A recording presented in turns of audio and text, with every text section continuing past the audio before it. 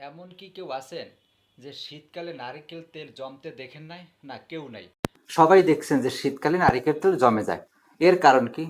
তাহলে এবার আমরা জেনে যাই। বিসমিল্লাহির রহমানির রহিম। সম্মানিত দর্শক শ্রোতা, আসসালামু আলাইকুম ওয়া রাহমাতুল্লাহ। আপনাদের সবাইকে আন্তরিক শুভেচ্ছা জানাচ্ছি জানা বিষয় চ্যানেলের পক্ষ থেকে। বরাবরের মতো আজও আমি আপনাদের সম্মুখে হাজির হয়েছি একটি অজানা এবং কৌতূহল বিষয় নিয়ে। আজ আমি আলোচনা করব শীতকালে নারিকেল তেল জমে যায় কেন। যদি আপনি জানতে চান, বুঝতে চান, তাহলে ভিডিওটি না টেনে শেষ পর্যন্ত দেব। তাহলে চলুন মূল আলোচনায়। শীতকালে নারিকেল তেল জমে যায় এর কারণ হইল নারিকেল তেলের ভিতরে স্যাচুরেটেড ফ্যাটি অ্যাসিড থাকে। এই স্যাচুরেটেড ফ্যাটি অ্যাসিডটা হলো lauric acid, myristic acid, capric acid, ওরিক অ্যাসিড। এগুলো মূলত মিলিয়েই স্যাচুরেটেড ফ্যাটি অ্যাসিড। এখন নারিকেল তেলের ভিতরে লরিক অ্যাসিডের পরিমাণটা বেশি থাকে, প্রায় 45 থেকে 52% লরিক অ্যাসিড থাকে। আর এই জমে যাওয়ার মূল কারণই হলো এই লরিক অ্যাসিড। যে তেলের ভিতরে লরিক অ্যাসিডের পরিমাণ বেশি থাকবে ওই তেল জমে যাবে, এতে নারিকেল তেল হোক আর অন্য তেল হোক। তাহলে অন্য তেলে থাকে না, লরিক অ্যাসিডটা মূলত নারিকেল তেলের ভিতরেই থাকে। এখন এই লরিক অ্যাসিডটা আসে কোথা থেকে?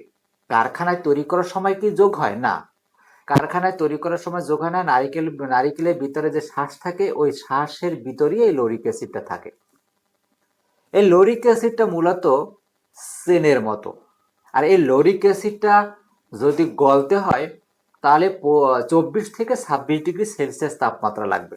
যদি তাপমাত্রা নিচে থাকে তাহলে এরা জমে যাবে, আর যদি উপরে থাকে তত কোনো কথা নেই, তরল অবস্থায় থাকবে। এখন শীতের সময় তো আপনার অবশ্যই নিচে থাকে 15, 16, 17, 18, 19, 20 এরকমের তাপমাত্রা থাকে। আর এই নারিকেল তেল মূলত 20 ডিগ্রি তাপমাত্রা নিচে নামলেই জমতে শুরু করবে। কারণ এই লরিক অ্যাসিডের অণুগুলো মানে গরম যখন পায় তখন এরা নড়াচড়া করে, তরল অবস্থা থাকে, সুশৃঙ্খলভাবে থাকে। আর যখন ঠান্ডা হয়ে যায় তখন এরা দলবদ্ধভাবে একই জায়গায় মিলে যায়। আর এইগুলো চেনের মতো হওয়ার কারণে তাদের মিলতে সুবিধা হয়।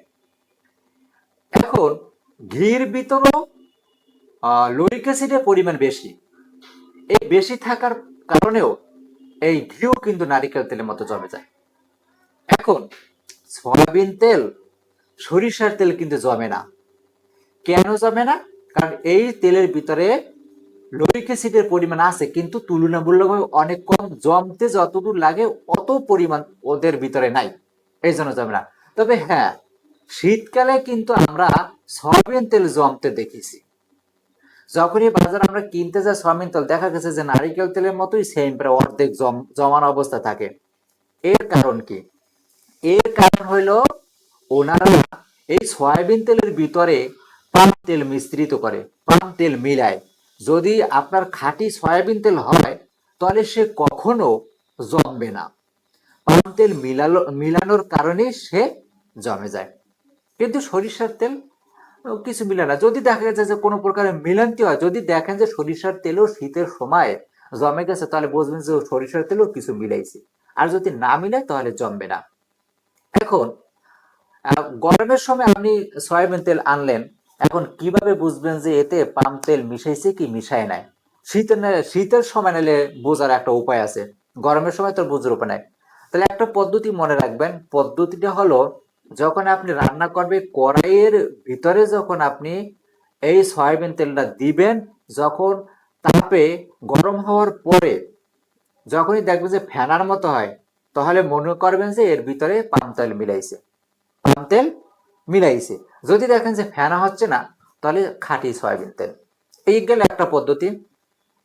আর একটা পদ্ধতি হলো, আপনি সয়াবিন তেল আনার পরে ফ্রিজের ভিতরে 4-5 ঘন্টা রাখবেন এবং ফ্রিজের তাপমাত্রা দেবেন 4 থেকে 5 ডিগ্রি সেলসিয়াস। 4-5 ঘন্টা পর যদি দেখেন যে আপনার সয়াবিন তেলটা জমে গেছে, শক্ত হয়ে গেছে, তাহলে মনে করবেন যে পাম তেল আছে। যদি দেখেন যে শক্ত হয় নাই, আংশিক ঘোলাটে হয়েছে, তাহলে বুঝবেন যেটা খাঁটি সয়াবিন তেল। এই ছিল নারিকেল তেল শীতকালে জমে যায় কেন, এর কারণ এবং ইতিহাস। ভিডিওটি ভালো লাগলে লাইক দিবেন, কমেন্ট করবেন। আপনাদের সকলের কমেন্টের উত্তর দেওয়ার চেষ্টা করবো আমি ইনশাল্লাহ। তবে আমি সবসময় একটা বিনীত অনুরোধ করি, কেউ অশালীন বা নেগেটিভ মন্তব্য কেউ করবেন না। জানা বিষয় চ্যানেলের সাথেই থাকুন, কারণ জানা বিষয় চ্যানেল সবসময় অজানাকেই জানিয়ে থাকে। জানা বিষয় চ্যানেলে সবসময় তথ্যভিত্তিক, যুক্তিভিত্তিক, বিজ্ঞান ভিত্তিক, সহজ সরল, সম্মানজনক আলোচনা করে থাকে। কিন্তু এক্ষেত্রে আপনাদের সহযোগিতা আমার একমাত্র কাম্য। সকলের সুস্বাস্থ্য কামনা করে এবারের মতো বিদায় নিচ্ছি। আল্লাহ হাফেজ। দেখা হবে পরবর্তী কোনো ভিডিওতে। ততক্ষণ পর্যন্ত আমাদের সঙ্গেই থাকুন।